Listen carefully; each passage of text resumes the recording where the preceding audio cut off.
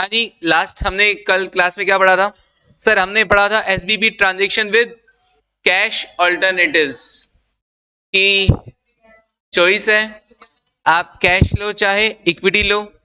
मैंने कहा था चॉइस दोनों के पास हो सकती है, एंटिटी के पास भी हो सकती है और काउंटर पार्टी के पास भी हो सकती है। जिसमें हमने पहले क्या बात की थी, when counter party has choice of settlement, तो मैंने कहा था इसे कंपाउंड इंस्ट्रूमेंट ट्रीट करना।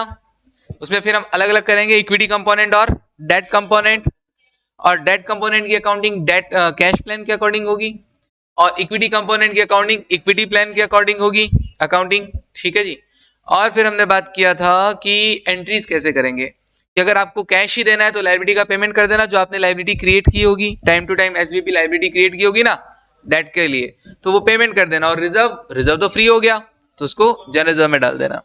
और अगर इक्विटी अल्टरनेटिव लिया जा रहा है तो आप क्या करेंगे, लाइबिलिटी को भी रिजर्व में ट्रांसफर कर देंगे और फिर रिजर्व से आप क्या कर देंगे, शेयर इश्यू कर देंगे। अब लाइबिलिटी को रिजर्व में क्यों ट्रांसफर किया जा रहा है, ये थोड़ा सा सर समझ में कम आया था क्योंकि हमें अभी वैल्यूज पता नहीं थी। तो एक काम करो, इससे पहले कि मैं लिखाऊं when the entity has choice of settlement, मैं आपको करवाता हूं एक एग्जांपल इसके रिगार्डिंग। लिखो एग्जांपल।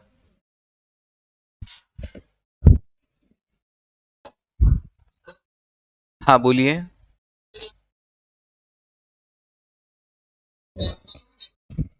हाँ बिल्कुल आयुष, लिखो। Tata industries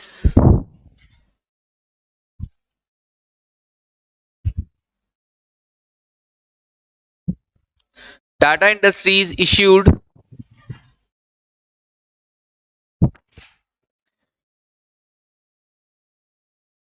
share based option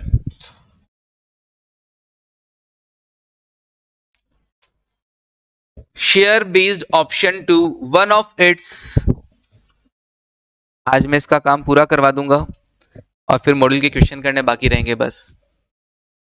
आपका ये इंडियस कंप्लीट होने वाला है आज, और बस एक क्वेश्चन रहेंगे मॉड्यूल के, बस वो सारे होमवर्क छुट्टियों के लिए। Two one of its KMP की management personnel which which can be exercised which can be exercised either in cash, या तो आप कैश ले लीजिएगा, और इक्विटी, एंड it has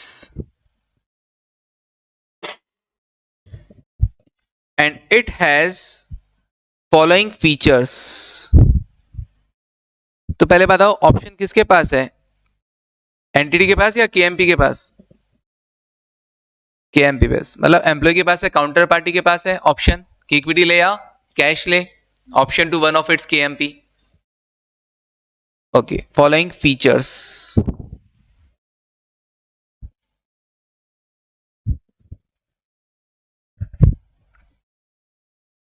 हाँ जी, ऑप्शन 1,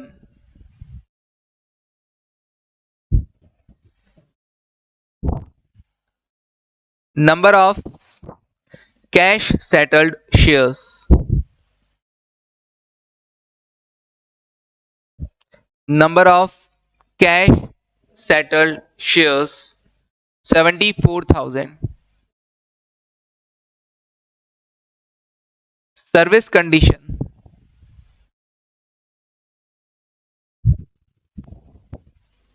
कितने साल काम करना पड़ेगा, 3 साल। कैश सेटल शेयर मतलब 74,000 शेयर के बदले आप क्या ले लेना हमसे, कैश ले लेना। Option 2,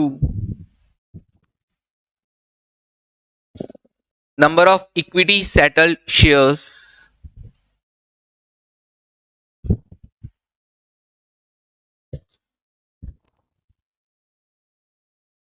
number of equity settled shares, अगर आप इक्विटी ऑप्ट करते हैं तो आपको शेयर्स मिलेंगे कितने, उसमें भी of face value, of rupees 100 each. कितना? 90,000, 90,000.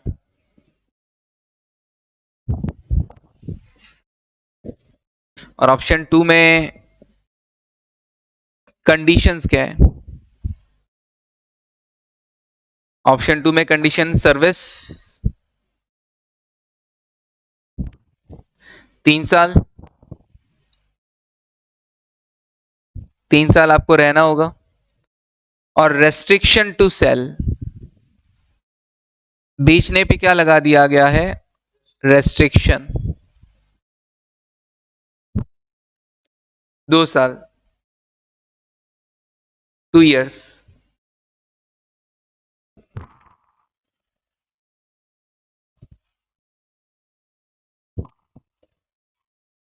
फेयर वैल्यूज बिल्कुल 3 साल बाद तो मिलेंगे और 2 साल तक बेच नहीं सकते, तो 5 साल हो गया. बट हमने तो दे दी ना 3 साल बाद. रेस्ट्रिक्शन है कि 2 साल तक बेच नहीं सकते. हाँ, 3 साल बाद छोड़ के चले जाओ, चाहे कोई दिक्कत नहीं है, शेयर लेके चले जाओ, बेच नहीं सकते ना. Fair values, equity price, equity price with a restriction, with a restriction of sale for 2 years, for 2 years. तो ऐसा शेयर जिस पर रेस्ट्रिक्शन है 2 सालों का, ऑब्वियसली इस शेयर पे रेस्ट्रिक्शन है 2 सालों का, तो उसके लिए फेयर वैल्यू है 115.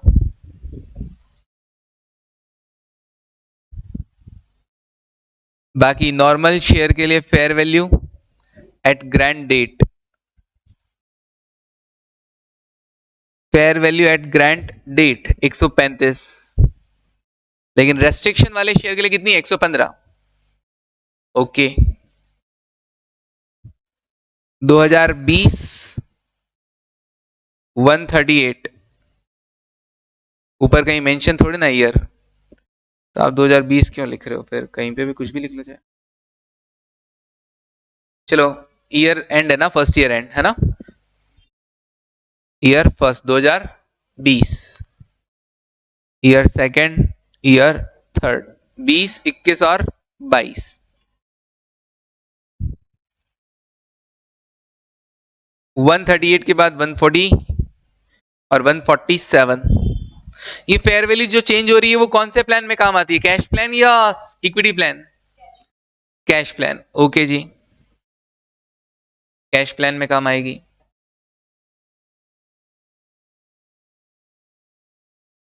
बिल्कुल. Pass journal entries, pass journal entries. मैं कहा जर्नल एंट्रीज तो तब करूंगा ना जब मुझे पता होगा कि हर बार खर्चा कितना बुक करना है. क्योंकि कैश प्लान है अगर, तो एंट्री होती है employ expenses account debit to SBP liability, और अगर इक्विटी प्लान है तो एंट्री होती है employ expenses account debit to SBP reserve other equity. अब ये तो दोनों है, क्योंकि बंदा इक्विटी भी ले सकता है और कैश भी ले सकता है, तो हम अकाउंटिंग कैसे करें? कल बताया था मैंने कि हमने को क्या करना पड़ेगा, दोनों पार्ट को अलग अलग करना पड़ेगा. डेट कंपोनेंट, कैश कंपोनेंट बोल दो, डेट कंपोनेंट कैश प्लान, और इक्विटी कंपोनेंट को अलग अलग करना पड़ेगा. तो चलिए कैसे करेंगे, देखो सॉल्यूशन लिखो. Calculation of debt and equity component. जितना पढ़ने में मुश्किल है उतना एक्चुअली करने में मुश्किल नहीं है ये.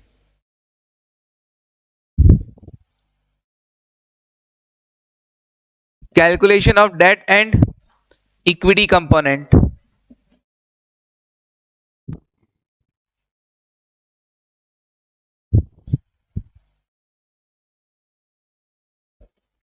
Calculation of debt and equity component.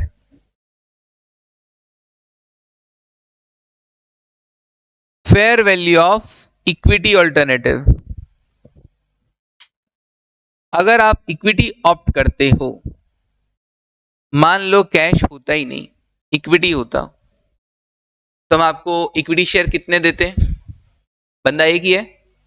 हाँ जी, हम आपको ऑप्शन 2 इक्विटी, हाँ सेटल शेयर 90,000 शेयर देते कि नहीं देते? बिल्कुल देते सर। और हाँ, 90,000 शेयर्स एम्प्लॉइज की कैलकुलेशन करने की जरूरत नहीं है। क्यों? एक ही तो है वो बंदा, केएमपी। बिल्कुल बिल्कुल बजरंग, 90,000 एक ही एम्प्लॉई है। एम्प्लॉय के बाद हम ये देखते हैं कितने अवार्ड दिए गए हैं, तो अवार्ड 90,000, अवार्ड या शेयर बोल दो 90,000 शेयर्स। फिर तीसरा फैक्टर क्या होता है? Fair value. फेयर वैल्यू कितना लेंगे?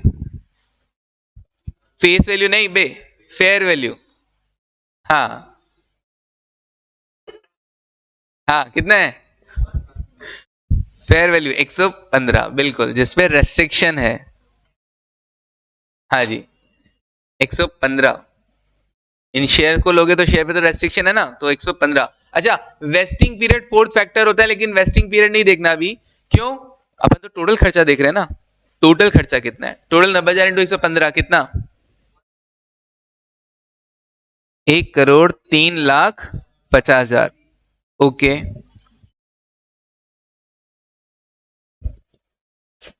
और अगर आप अभी कैश प्लान ऑप्ट कर लेते हो, कैश प्लान, तो क्या होगा? उसका फेयर वैल्यू कितना है? Fair value of debt alternative, fair value of debt alternative या कैश अल्टरनेटिव बोल सकते हैं। कैश अल्टरनेटिव भी लिख, एक काम करो, कुछ भी लिख सकते हैं, डेट अल्टरनेटिव भी लिख सकते हैं और कैश अल्टरनेटिव भी लिख सकते हैं। कैश अगर आपको लेना हो तो ये डेट कंपोनेंट कहलाएगा। ये क्या कहलाएगा? Debt component. तो अगर आपको कैश लेना होगा शेयर्स के बदले, तो आपको कितने शेयर्स के बदले कैश मिलेगा? 74,000 शेयर्स के बदले कैश मिलेगा। ओके। और इसके लिए फेयर वैल्यू कौन सा लेंगे? हाँ, fair value at grant date into 135। कौन सी वाली? यही वाली ना, 135 वाली। इस पे तो कोई रेस्ट्रिक्शन है ही नहीं ना। शेयर लोगे तब रेस्ट्रिक्शन है, कैश लोगे तो क्या का रेस्ट्रिक्शन? ये भी fair value at grant date ही है, ये भी fair value at grant date ही है, लेकिन ये वाली कौन सी वाली है?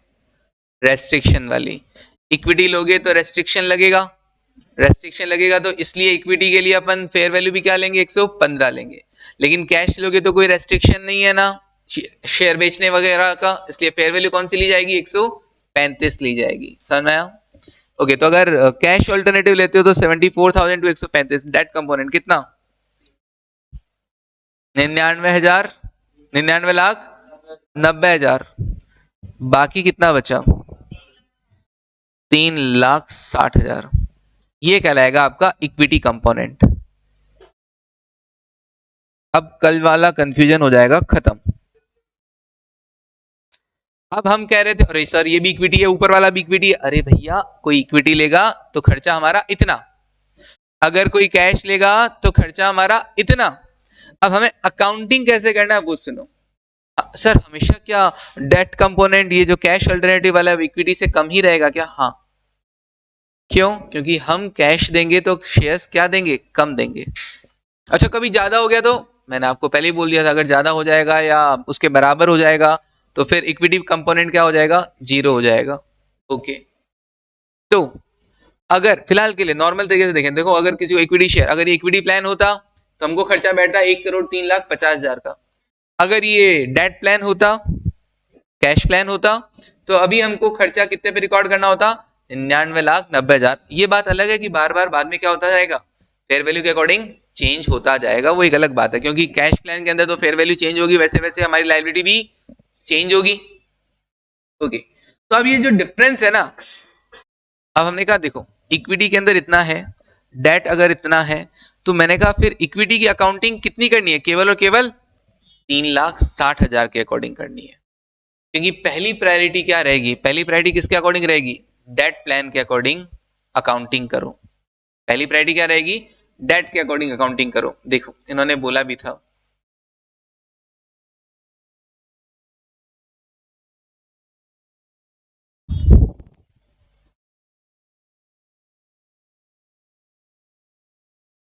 The entity shall first measure the fair value of debt component and then measure the fair value of equity component. तो जो आप टोटल कंसिडरेशन आपका बन रहा है, जो टोटल हमारा खर्चा बन रहा है, उसमें से ये हटा दो, कौन सा, कैश प्लान वाला।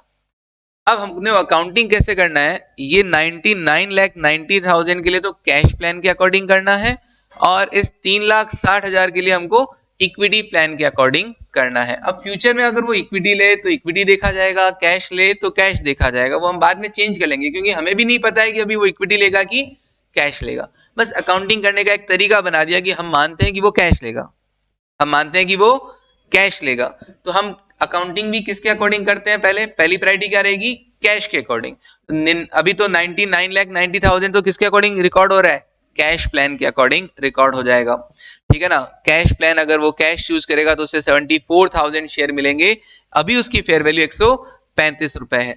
फिर भी मैंने कहा कि अच्छा, लेकिन ये तो केवल कैश प्लान तो है नहीं, ये तो क्या है, ऑप्शन है कैश और इक्विटी का। तो कैश प्लान के ऊपर का जो भी वैल्यू बनता है, कैश प्लान के ऊपर मैक्स टू मैक्स मुझे कितने रुपए का खर्चा आएगा, मैक्स टू मैक्स वो 1,03,000, हाँ अभी कैसा, तो मैं कहा कैश प्लान के जो ऊपर का खर्चा है वो अपन इक्विटी प्लान के अकॉर्डिंग अकाउंटिंग कर दो।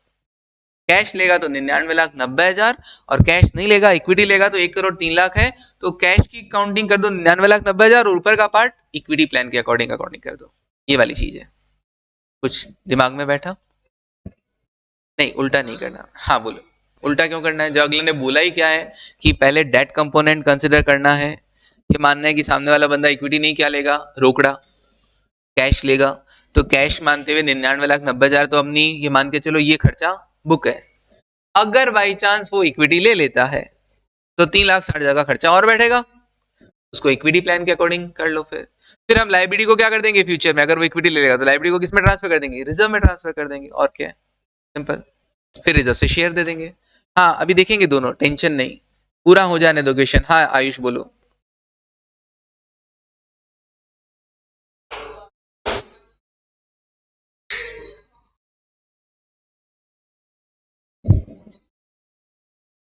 हाँ बिल्कुल बिल्कुल आयुष, एकदम सही बोल रहे हो, लेकिन अभी फिलहाल के लिए तो अपने को क्या करना पड़ेगा, fair value at granted. Ayush ने एकदम सही बोला कि सर हमने तो ये पढ़ा था कैश प्लान में कि अगर वेस्टिंग कंडीशन दे रखी हो, अगर वेस्टिंग कंडीशन दे रखी हो तो फिर हमको fair value at grant date से कोई लेना देना नहीं होता है। बिल्कुल आयुष सही कह रहे हो, उस केस में नहीं लेना देना होता, लेकिन एक बार के लिए मुझे यहाँ पे इक्विटी और डेट कंपोनेंट को अलग अलग करने के लिए लेना देना है, ठीक है जी।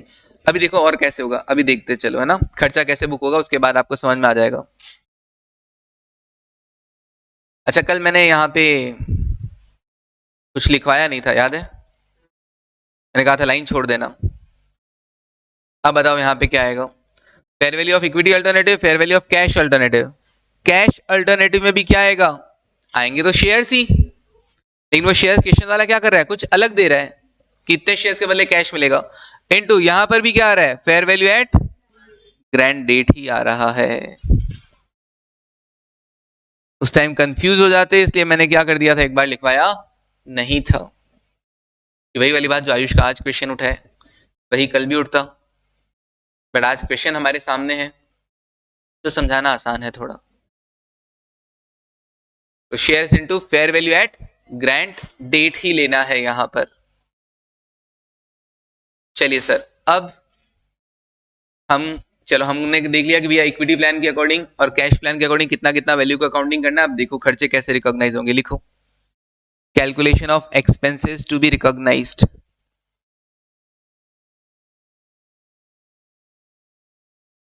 Calculation of expenses to be recognized.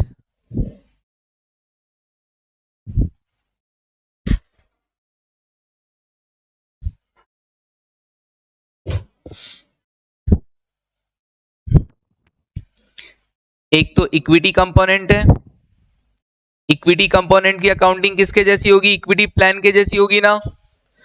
Okay, equity plan याद है ना, 3,60,000 है टोटल खर्चा, वेस्टिंग पीरियड कितना, 3 साल ना। ओके, कैसे करोगे, क्या एम्प्लॉय चेंज हो रहे हैं क्या, तो सारे खर्चे को तीनों में बराबर बांट दूं क्या, वो तो एम्प्लॉइज बदलते हैं, तब अपने को हर साल अलग अलग करना पड़ता है कि इतना अब तक रिकॉर्ड कर लिया, पिछली बार तक इतना रिकॉर्ड कर लिया, इस बार और रिकॉर्ड कर लो। लेकिन एम्प्लॉय चेंज ही नहीं हो रहे हैं, फेयर वैल्यू बेचारी वैसे भी चेंज नहीं होती है इक्विटी प्लान के अंदर। तो 3,60,000 को आप क्या करोगे, तीनों सालों में इक्वली बांट दो। तो लिखो इक्विटी कंपोनेंट तो 2020 हो चाहे 2021 हो चाहे 2022 हो, तीनों में 3,60,000 जो इक्विटी कंपोनेंट है डिवाइड बाय 3, हर साल 1,20,000 रुपए का खर्चा बुक होगा। 1,20,000 रुपए पर एनम। कोई दिक्कत समझ में आया ना? तीनों में डिवाइड क्यों किया बराबर? क्योंकि एम्प्लॉय चेंज नहीं हो रहे हैं। अपन ने स्टार्टिंग में सबसे पहले ये क्वेश्चन किया था, एम्प्लॉय चेंज नहीं किए थे तो तीनों में एसएलएम बेसिस पे बांट दिया था। ओके, अरे वाह, गुड। हाँ जी, डेट कंपोनेंट, डेट कंपोनेंट कितने रुपए का है? 99,90,000। लेकिन जैसे कि आयुष बोल रहा था कि सर डेट कंपोनेंट की अकाउंटिंग तो और वेस्टिंग कंडीशन लगा हुआ है तो ग्रैंड डेट का तो कोई रोल है ही नहीं। मैंने कहा हाँ बिल्कुल नहीं है, वो तो सिर्फ और सिर्फ इक्विटी कंपोनेंट को फाइंड आउट करने के लिए वहां पे मैंने एक बार के लिए fair value at grant date से मल्टीप्लाई करके डेट कंपोनेंट पता किया था, बट डेट की अकाउंटिंग और वो सब कंसेप्ट तो वही रहेगा, कैश प्लान वाला ही। तो अब चलो 2020 में कितना रिकॉर्डिंग होगा बोलो सर? 2020 में एम्प्लॉय कितना, एक, तो उसका तो कोई रोल नहीं है। दूसरा फैक्टर क्या होता है, कितने शेयर? 74,000 शेयर्स। कैश के में तो कितना दोगे, 74,000 shares into fair value, grant date नहीं, रिपोर्टिंग डेट। रिपोर्टिंग डेट को फेयर वैल्यू कितनी है, 138 रुपए, 138।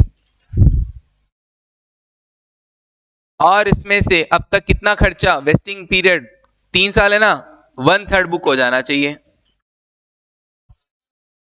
34,04,000। जब भी वेस्टिंग कंडीशन दी हुई होती है तो कैश प्लान में भी खर्चा बुक करने का तरीका इक्विटी प्लान जैसा ही होता है, बस फेयर वैल्यू चेंज होती रहती है। 2021 बच्चे ने और मैसेज किया है, ओके अदिति। 2021 में 74,000 शेयर्स, फेयर वैल्यू कितनी है 2021 में, 140। कितना टाइम बीत गया, 2/3। उसमें से पिछली बार तक खर्चा 34,04,000। टोटल कितना है देखना, 16। अब की ये क्या है, ये क्या है, 69,06,666, पता नहीं, कोई बात नहीं, मजा कर रहा हूँ। हाँ 69,06,667 कर दे क्या? Okay, minus 34,04,000। ओके, कितना आएगा, 35,02,667। 66 तो 66 जैसा साउंड होता है। हाँ जी, 74,000 शेयर्स अगेन 2022 इंटू 22 में फेयर वैल्यू कितनी है, 147, 147। और अब तक कितना खर्चा बुक हो जाना चाहिए, 3/3, मतलब सारा खर्चा, माइनस अब तक कितना हो चुका है, 69,06,667। देखो और कितना बुक होना है, टोटल कितना है, 1,08,78,000। बस, अभी पहले हिंदी में चलिए फिर इंग्लिश में आ गई है, ठीक है ठीक है, जितना हिंदी में बन पड़ता है उतना तो बता देते हैं सर। फिर 78 का हमको पता नहीं था, 78 होता है क्या, तो 78,000, ठीक है।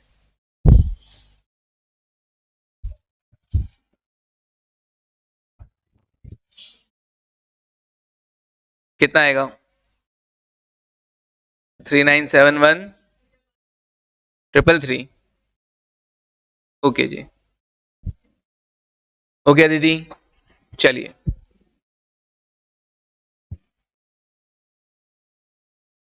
अब बताओ आयुष, अभी समझ में आया ना? ओके, तो ग्रैंड डेट का जो फेयर वैल्यू है ना कैश प्लान में, केवल वो इक्विटी कंपोनेंट की कैलकुलेशन में काम आया है, ताकि हम इक्विटी कंपोनेंट की अकाउंटिंग इक्विटी प्लान के अकॉर्डिंग कर सकें। बाकी डेट कंपोनेंट जो कैश कंपोनेंट है उसकी अकाउंटिंग वैसे ही होगी जैसे हम पहले करते थे।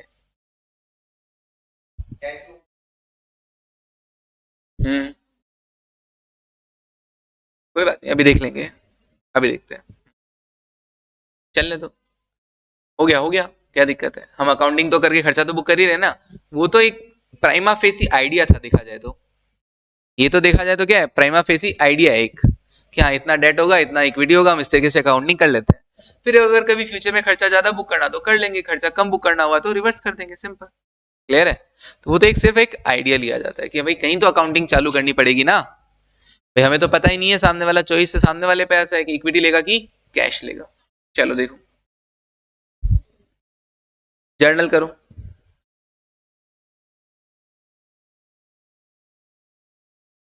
जर्नल सबसे पहले कौन सी डेट को होगी, 31 दिसंबर 2020, 31 दिसंबर 2020। ओके हर्ष, एसएफएम तो समझ में आने लग गया अब, ठीक है। अब नेक्स्ट चैप्टर से ये भी समझ में आ जाएगा।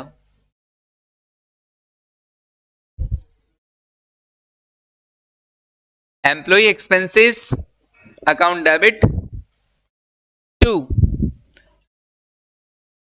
कैश प्लान के लिए एसबीपी लायबिलिटी और इक्विटी प्लान के लिए एसबीपी रिजर्व।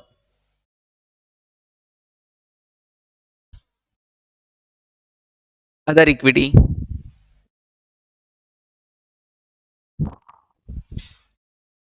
बताइए लायबिलिटी में कितना खर्चा, 2020 34,04,000।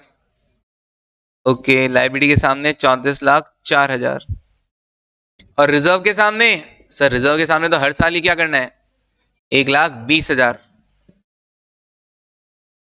टोटल, हाँ टोटल 35,24,000 being expenses recognized।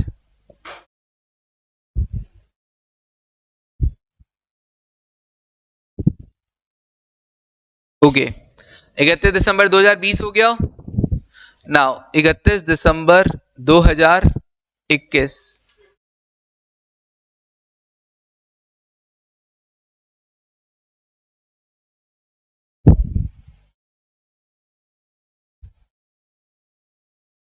हाँ जी, अब हंसो।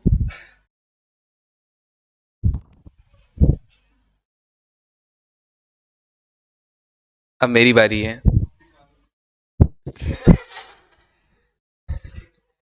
हाँ जी, एसबीपी लाइबिलिटी 35,02,667, 35,02,667, 67। और इक्विटी के अंदर तो एक 20 ही जाएगा। टोटल कितना, 36,22,667, 36,22,667। फिर 31 दिसंबर 2022,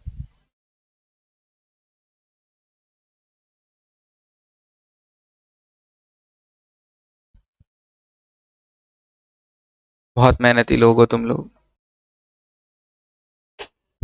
हाँ पता है, मुझे अंदर से जलन हो रही है, लेकिन कोई बात नहीं, नहीं हो रही ना, फिर ठीक है।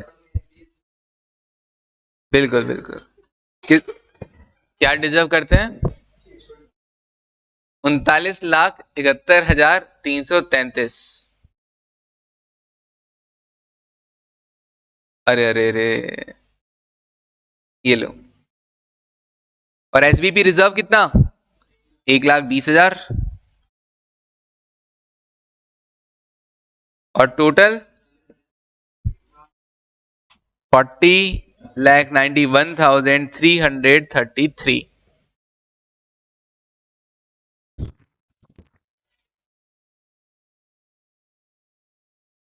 ओके, तो हर साल खर्चा कैसे बुक करना है समझ में आया? कहीं से तो शुरुआत करनी होगी। तो हमने क्या किया, मैंने कहा डेट कंपोनेंट वाला कंसीडर कर लो, fair value at grant date, उतना तो डेट के अकॉर्डिंग अकाउंटिंग कर देंगे और बाकी ऊपर का इक्विटी के अकॉर्डिंग कर देंगे। अब इक्विटी वाला तो क्या होता है, हर साल सेम ही रहता है क्योंकि उसमें फेयर वैल्यू में कोई चेंज नहीं आता है। डेट वाला चेंज होता रहेगा, उसके अकॉर्डिंग हम खर्चा अलग से बुक करते चलेंगे भैया, क्या दिक्कत है, लायबिलिटी के अकॉर्डिंग रिवाइज होती जाएगी। अब कर लिया क्या 31 दिसंबर 2021? किस तो कर ही लिया 22। सर आगे क्या होगा? आगे वो कैश भी ले सकता है और इक्विटी भी ले सकता है।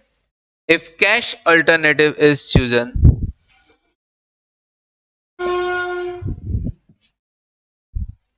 दोनों बता के आना पड़ेगा। बिल्कुल सर, दोनों बता के आना पड़ेगा।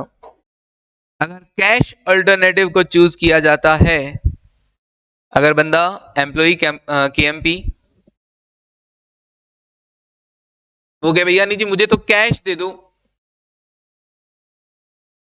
मैंने कहा कोई बात नहीं जी कैश ले लो, हमने तो वैसे भी लाइब्रेरी रिकॉग्नाइज कर ही रखा है। क्या आपने अपनी लाइब्रेरी बुक कर रखी है हर साल? हाँ, डेट कंपोनेंट के रिगार्डिंग हम हर बार जैसे जैसे फेयर वैल्यू रिवाइज होता गया, हमने अपनी लाइब्रेरी रिकॉर्ड करते गए थे। ओके, तो एंट्री क्या करोगे, SBP liability account debit to bank account. कितना लाइब्रेरी बुक कर रखा था तुमने अब तक? एसबीपी लाइबिलिटी कितना? मेरे ख्याल से तो 1,08,78,000। Very good. अरे ये तो टोटल हुआ ना, तो ये तो खर्चा बुक किया है ना, वो तो सिर्फ प्राइमा फेसी था ना, वो तो सिर्फ प्राइमा फेसी इक्विटी कंपोनेंट को फाइंड आउट करने के लिए था। But her bar fair value बदल रही थी कि नहीं बदल रही थी? तो अब तक आपने कितनी लाइबिलिटी रिकॉग्नाइज कर लिया, आप इनके टोटल लगा लो। एसबीपी लाइबिलिटी पहले साल 34,04,000, दूसरे साल 35,02,667, तीसरे साल 39,71,333, तीनों का टोटल लगाओगे तो यही तो बैठेगा 1,08,78,000। इसका पेमेंट कर दो। अच्छा सर और कोई तरीका? मैंने कहा हाँ, 74,000 शेयर्स देने की बात हुई थी ना, और फेयर वैल्यू कितनी है इस दिन? 147। बस 1,08,78,000। इसी के बेसिस पे तो खर्चा बुक किया था अपन ने, याद आया कुछ? Being settlement made in cash, being settlement made in cash. अब ये मत वो बचपन वाले दिमाग मत लगाना, सर मेड इन कैश लिखा हुआ है, आपने एंट्री में टू बैंक लिख दिया, कैश में करते हैं तो टू कैश करना चाहिए। ऐसा कुछ नहीं है, कैश सेटलमेंट मतलब पैसा दे रहे हैं, पैसा दे रहे हैं तो ऑब्वियसली बैंक में देंगे, बैंक से के थ्रू देंगे ताकि प्रूफ रहे कि हाँ पैसा दिया है। अब एक बात बताओ, आपने एसबीपी रिजर्व भी तो क्रिएट कर रखा था, कितने रुपए का? 3,60,000 का। उसको क्या करेंगे, वो तो कोई काम का नहीं रहा ना, उसको फ्री कर दो।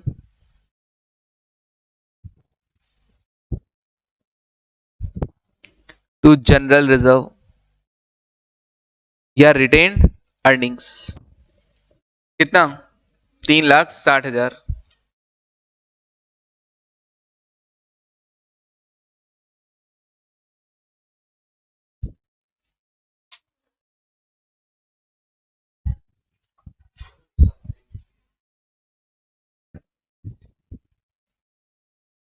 बीइंग ट्रांसफर ऑफ इक्विटी, गुस्सा थोड़ी आता है मुझे कभी। हाँ, being transfer of equity from, बस उस दिन आया था थोड़ा बहुत, है ना।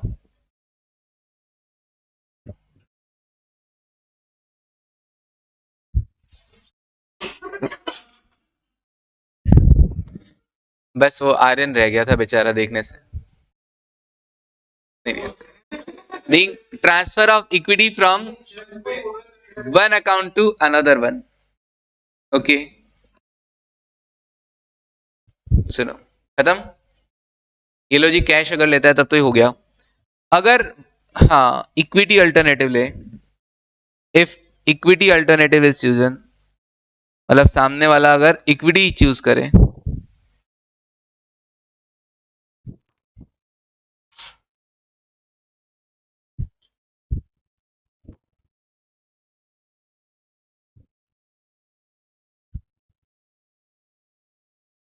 If equity alternative is chosen, अब आप अगर इक्विटी चूज करते हो तो हमने तो लाइब्रेरी भी क्रिएट कर रखी है, रिजर्व भी, अब देना तो इक्विटी है, तो लाइब्रेरी को कहां ट्रांसफर कर दो, रिजर्व में। तो एसबीपी लाइब्रेरी अकाउंट डेबिट, हमने तो लाइब्रेरी रेज किया था, कोई बात नहीं जी, तरीका तो एक ही था, वही expenses account debit to liability कर लो, चाहे expense account debit to reserve कर लो, पीएनएल पे बर्डन तो डाला ही था, नाम कुछ भी हो। ये लो जी, एसबीपी लाइब्रेरी से हम कहां ट्रांसफर कर देते हैं इसको, एसबीपी रिजर्व। आपने लाइब्रेरी कितना कर रखा था, 1,08,78,000,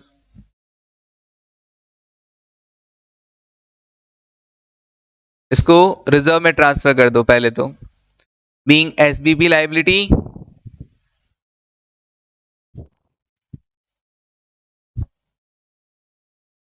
ट्रांसफर टू रिजर्व, और फिर क्या करना है, हाँ SBP reserve account debit to share capital, और अदर इक्विटी लिखना चाहो तो हाँ अदर इक्विटी भी।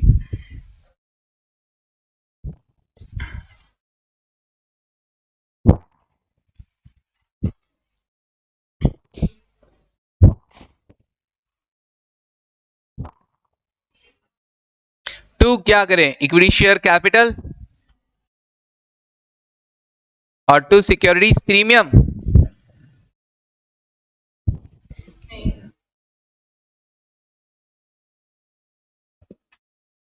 टू सिक्योरिटीज प्रीमियम,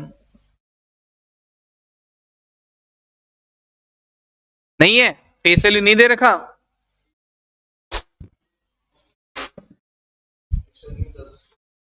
ठीक है फेस वैल्यू, फिर ऐसे कैसे कह सकते हो तुम, फेस वैल्यू दे रखा है 100 रुपए, तो 90,000 इंटू 100, शेयर कैपिटल इंटर में सर ने पढ़ाया होगा, कंपनी अकाउंट पढ़ाया होगा तब, हाँ पढ़ाया तो था।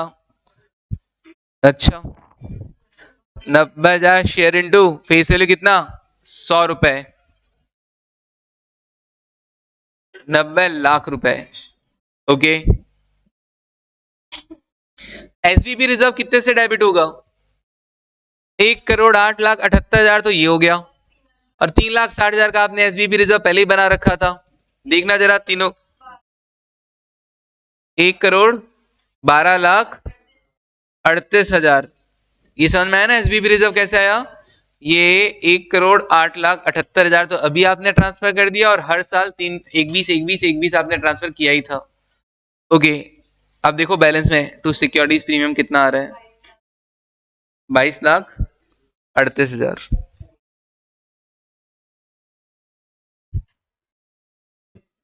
पूरे 90,000 शेयर देने होंगे कि नहीं होंगे, अगर वो कैश चूज करेगा तो 74,000 शेयर मिलेंगे, इक्विटी चूज करेगा तो 90,000 शेयर देंगे कि नहीं देंगे, नहीं ये ट्रांसफर उस हिसाब से ही होगा पूरा, हाँ ये ट्रांसफर उस हिसाब से ही होगा, वो देने वाले उस हिसाब से ही थे ग्रैंड डेट, लेकिन ये अकाउंटिंग उस हिसाब से ही होगी पूरा का पूरा, एक काम करना, हाँ नहीं ये अकाउंटिंग पूरी उस हिसाब से ही होगी, ठीक है जी, बात वही थी कि हाँ फेयर वैल्यू है, अकाउंटिंग उस हिसाब से, 90,000 शेयर देने हैं बंदे को, 90,000 शेयर देने की बात हुई थी ना, तो 90,000 शेयर इंटू 100 रुपए, ठीक है ना। अब एक्चुअली अपन ने रिजर्व बुक कर रखा था, और अपने को क्या करना है, 90,000 शेयर इंटू बाकी का सारा क्या कर देना है, सिक्योरिटीज प्रीमियम में ट्रांसफर कर दो, कहने का मतलब है बाकी सारा अमाउंट कहाँ चला जाएगा, सिक्योरिटीज प्रीमियम में चला जाएगा, अगले को तो 90,000 शेयर ही दिए, टेंशन मत लो, ठीक है ना, लेकिन बाकी सारा कहाँ चला जाएगा, सिक्योरिटीज प्रीमियम में बैलेंस। तो दिमाग मत लगाओ, बस अगले को क्या देने हैं, 90,000 शेयर देने हैं, और कुछ नहीं है, हाँ बाकी सारा प्रीमियम में डाल दो, क्योंकि अपन ने पीएनएल से तो निकाला था, तो ट्रांसफर कहाँ कर दो, सिक्योरिटीज प्रीमियम, नहीं किया लेकिन सिक्योरिटी प्रीमियम में किया हुआ है सब जगह, हाँ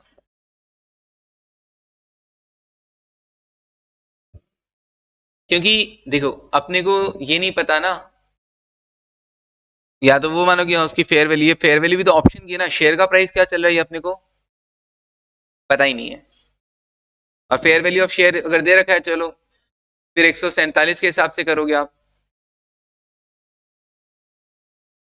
हाँ 147 के हिसाब से करोगे, कितना होता है, 1 करोड़ 8 लाख होता है। हाँ तो उतना सिक्योरिटी प्रीमियम में तो जाएगा ही जाएगा, फेयर वैल्यू 147 रुपए अगर है तो उतना तो जाएगा ही जाएगा सिक्योरिटी प्रीमियम में।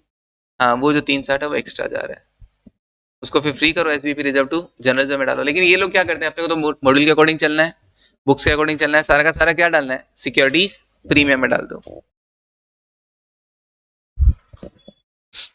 चलिए इसकी अलग तरीके से काउंटिंग भी की हुई है।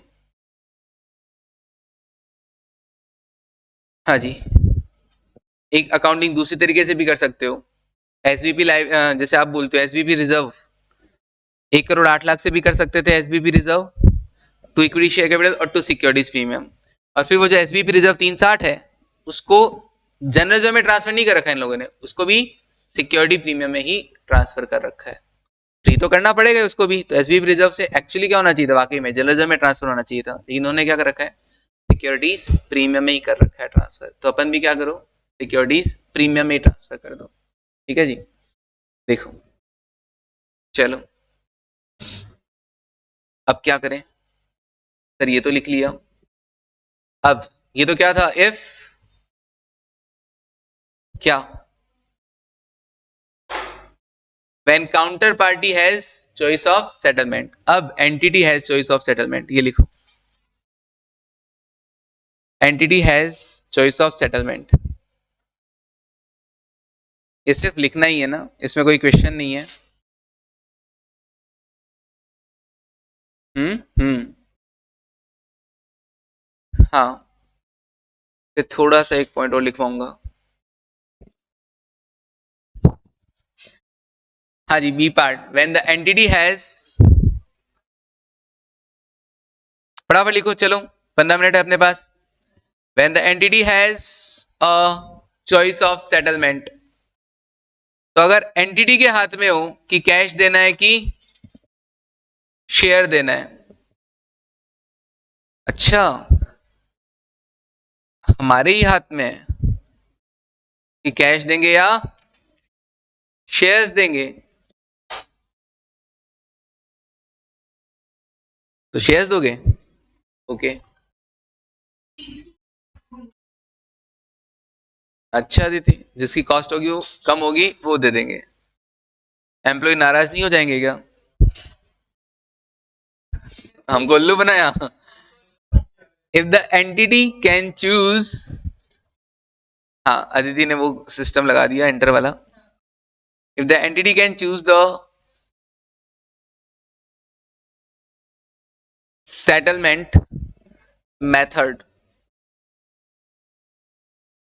Then the whole award, then the whole award would be treated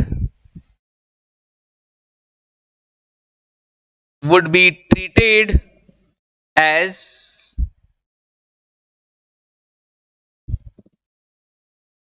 either cash settle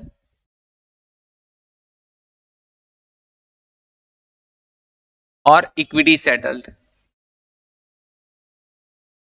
sir ये क्या बात हुई, मैंने कहा अभी लास्ट वाले में तो क्या हो रहा था, हम उसको क्या कंसिडर कर रहे थे, कंपाउंड इंस्ट्रूमेंट, कुछ तो इक्विटी और कुछ date.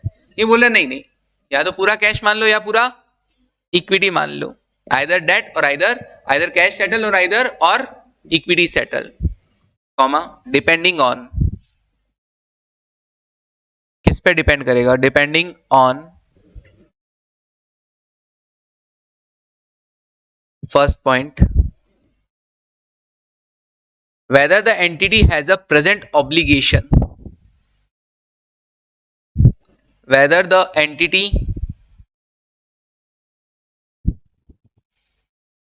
has a present obligation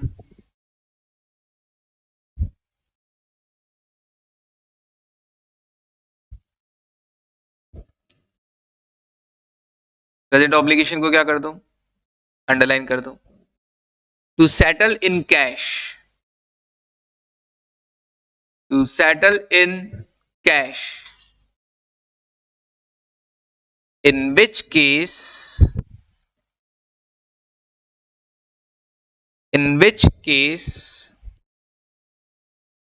accounting of award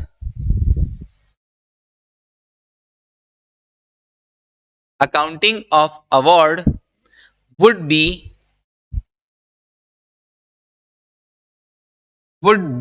as a liability, तो अगर आपकी प्रेजेंट ऑब्लिगेशन है कैश देने का कि हाँ जी अब हमने डिसाइड कर लिया, हमने मान लिया कि हम आपको क्या देंगे, कैश देंगे, तो प्रेजेंट ऑब्लिगेशन है कैश में देना, आओ जी आओ ले जाओ, तो कैश लेके जाएगा। ओके, तो प्रेजेंट ऑब्लिगेशन है तो हम उसे लाइबिलिटी ट्रीट कर लेंगे, फुल स्टॉप। अब ये प्रेजेंट ऑब्लिगेशन का क्या सीन है, the assumption to consider present obligation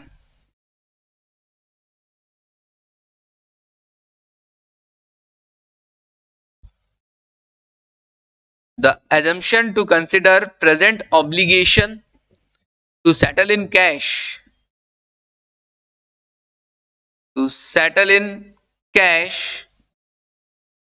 would be in following cases,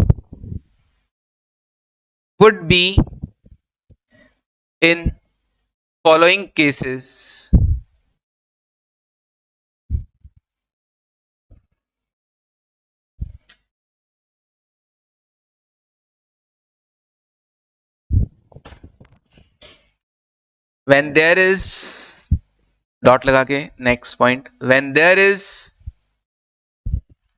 no commercial substance, theory है ये और कुछ नहीं, no commercial substance to issue equity। Sir इसका मतलब क्या हुआ, दैट इज रेस्ट्रिक्शन, एग्जाम्पल लिख सकते हो चाहे, restriction to issue new share. अगर ऑर्गेनाइजेशन पे नया शेयर इश्यू करने का किसी भी तरह का कोई रेस्ट्रिक्शन हो कि नया शेयर इश्यू नहीं कर सकते, तो ऑब्वियसली फिर चॉइस किस बात की है, फिर तो आपको कैश देना पड़ेगा कि नहीं देना पड़ेगा, तो कैश देने का प्रेजेंट ऑब्लिगेशन हुआ कि नहीं हुआ वहां पर, बिल्कुल हुआ। और डॉट, या फिर there is past practice,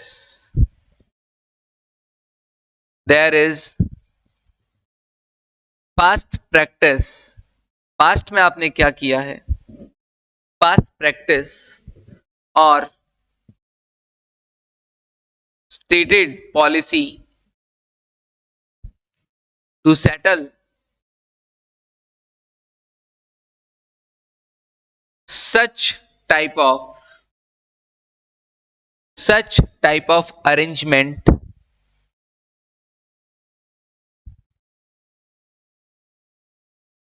in cash only। अगर आपकी पास्ट में ऐसी प्रैक्टिस रही है कि आप सेटलमेंट कैसे करते हैं, कैश में ही करते हैं, तो भी ये माना जाएगा कि आप कैश में ही सेटल करेंगे, तो भी आप अकाउंटिंग कैसे चलने देंगे, कैश प्लान के अकॉर्डिंग ही चलने देंगे। ओके, और entity has generally settled in cash, वापस वही बात हो गई, entity has generally settled in cash, cash में ही सेटल किया है उसने। whenever counterparty ask, whenever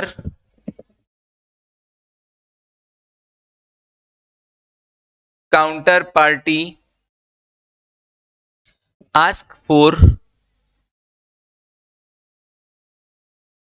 cash settlement, जब भी सामने वाली पार्टी ने कहा कि हमको कैश दे दो, तो जनरली इन्होंने क्या किया, हमेशा कैश ही दिया है। तो ये सारी चीजें कुछ दर्शाती हैं, एक तरीके से हमें बताती है कि हाँ ये कंडीशंस होने पर हम लोग कैश ही देते हैं, हमारे पास प्रैक्टिस क्या है, कैश ही देते हैं, हम शेयर्स दे ही नहीं सकते हैं वगैरह वगैरह। अगर ये रहा और तो हम क्या देंगे, अकाउंटिंग भी कैसे करेंगे, कैश प्लान के अकॉर्डिंग करेंगे। ओके, अदरवाइज इक्विटी प्लान के अकॉर्डिंग कर देंगे, simple. Okay, first point. Second, there is no such obligation, अगर ऐसी कोई ऑब्लिगेशन नहीं हो, टू पे इन कैश, कैश में देने का ऐसा कोई ऑब्लिगेशन ना हो, देन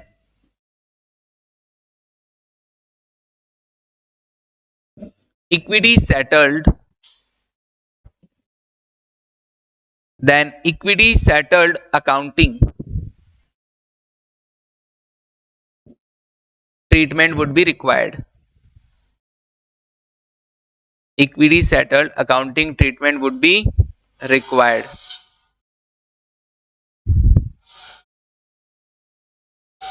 तो अगर कोई ऑब्लिगेशन नहीं हो तो इक्विटी के प्लान के अकॉर्डिंग अकाउंटिंग कर देना, सिंपल। तो इसलिए इसके क्वेश्चन नहीं करवाए जा रहे हैं, बस ये देखना ही तो है कि आपका इंटेंशन क्या है। आपका इंटेंशन अगर कैश का ही है तो कैश प्लान के अकॉर्डिंग अकाउंटिंग कर दो, अगर आपका नहीं है ऐसा कोई इंटेंशन, प्रेजेंट ऑब्लिगेशन नहीं है, तो आप इक्विटी प्लान की तरह अकाउंटिंग कर दो।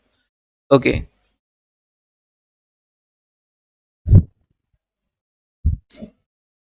Upon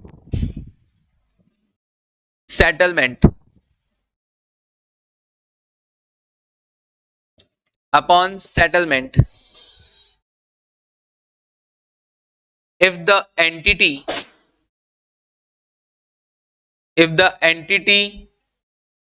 elects the settlement alternative,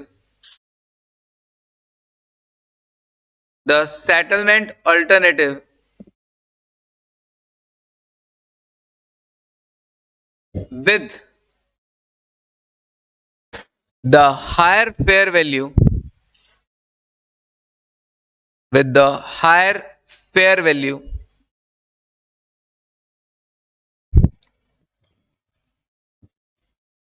as at the date of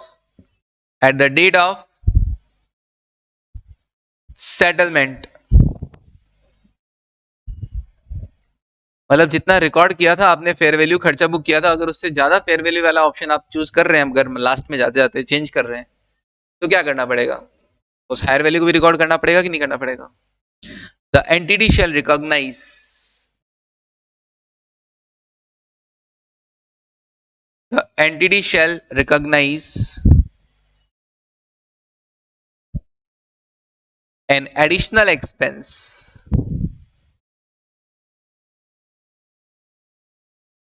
an additional expense, for the excess value given,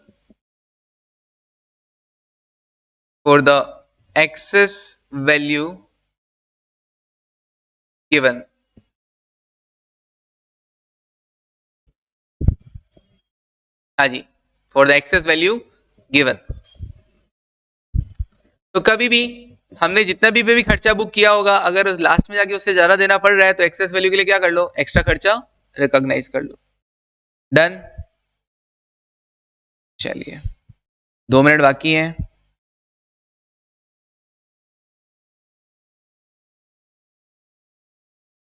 हाँ जी, बहुत ज्यादा बोल रहे हो, चलो तो 2 मिनट में थोड़ा सा 2 पॉइंट और लिखवा देते हैं।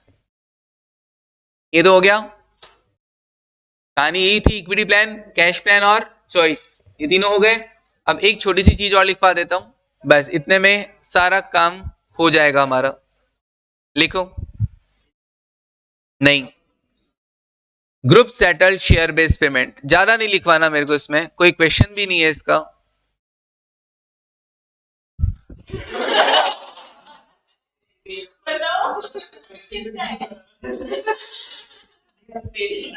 एक और यूज ले लेना, group settled share based payment. आप सुनो, इसमें सिर्फ थ्योरेटिकल तरीके से याद करना है। Group settle share based payment मतलब जैसे एक होल्डिंग कंपनी और एक सब्सिडी कंपनी, उसको बोलते हैं ग्रुप कंपनीज। ठीक है ना, एक होल्डिंग कंपनी और दूसरा सब्सिडी। ये तो जानते हैं ना होल्डिंग और सब्सिडी क्या होता है। बिल्कुल, एक कंपनी ने दूसरी कंपनी के मोर देन हाफ अगर शेयर एक्वायर कर रखे हैं, कंट्रोल कर रखा है, तो वो होल्डिंग कंपनी होगी। अब इसमें क्या होता है, कभी कभी ऐसा हो, अब मुझे ये मत पूछना कि क्यों। Employ of holding company, employ तो किसका है, होल्डिंग कंपनी इसके हैं, but shares issued by subsidy company. Obviously ये रेयर केस में होता होगा, ना के बराबर शायद, भैया जिस कंपनी के एम्प्लॉय है वो जाने, लेकिन ठीक है उनके बीच में अरेंजमेंट हुआ होगा किसी भी तरीके से, ठीक है। तो employ of holding company, employees तो होल्डिंग कंपनी के, लेकिन शेयर इश्यू किसने किया है, सब्सिडियरी ने। तो अब अकाउंटिंग कैसे होगा,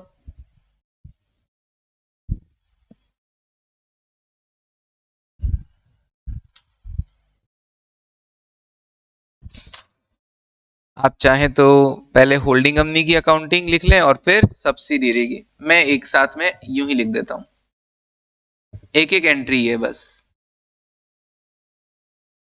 तो अच्छा, एम्प्लॉय किसके, होल्डिंग के, तो खर्चा कौन बुक करेगा, होल्डिंग कंपनी। तो एम्प्लॉय एक्सपेंसेस अकाउंट डेबिट किसकी बुक्स में आएगा, होल्डिंग। देखना फिर लिखना, और शेयर कौन इश्यू कर रहा है, तो टू इक्विटी शेयर कैपिटल किसकी बुक में आएगा, सब्सिडियरी कंपनी में।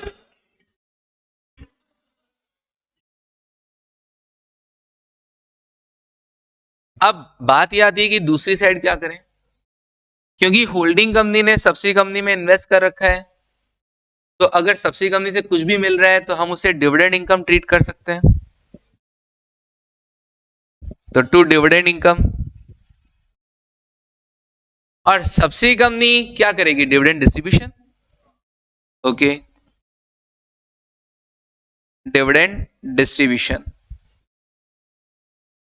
ये सिर्फ कोई अगर आपसे पूछ ले इधर उधर एमसीक्यू वगैरह में कोई छोटा आ जाए तो ये याद रखना है बस, इसलिए मैंने ये साथ में लिखवाया।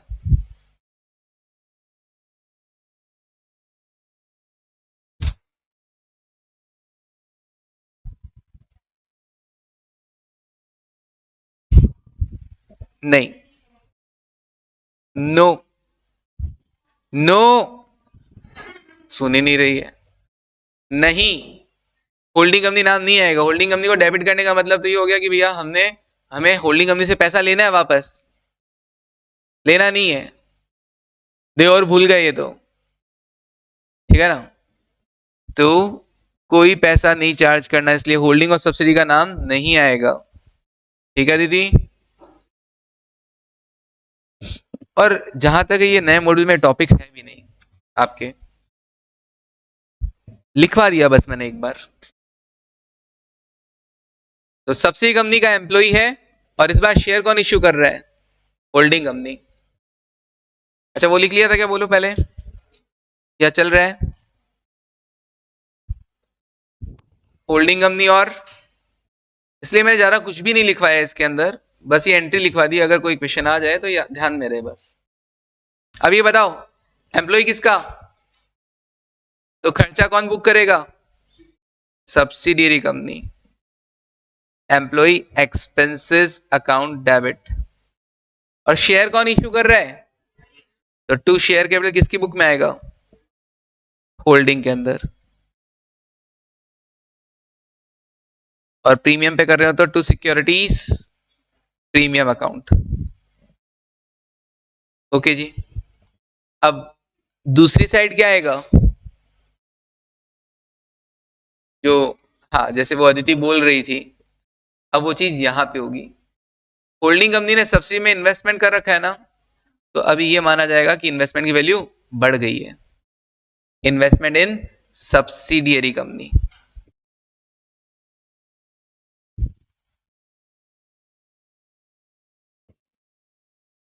और सब्सिडी कंपनी क्या ट्रीट करेगी, capital contribution from parent. Holding company को पेरेंट भी बोला जाता है।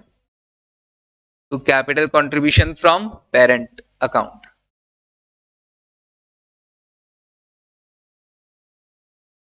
ओके, तो होल्डिंग इन्वेस्टमेंट कर रहा है सब्सिडी में, और सब्सिडी कैसे ट्रीट कर रहा है कि कैपिटल कंट्रीब्यूशन की तरह। क्लियर है वाली चीज। और सब्सिडी अगर शेयर इशू कर रहा है तो ये माना जाएगा कि वो डिविडेंड डिस्ट्रीब्यूट कर रहा है एक तरीके से, और होल्डिंग के लिए वो डिविडेंड इनकम मानी जाएगी।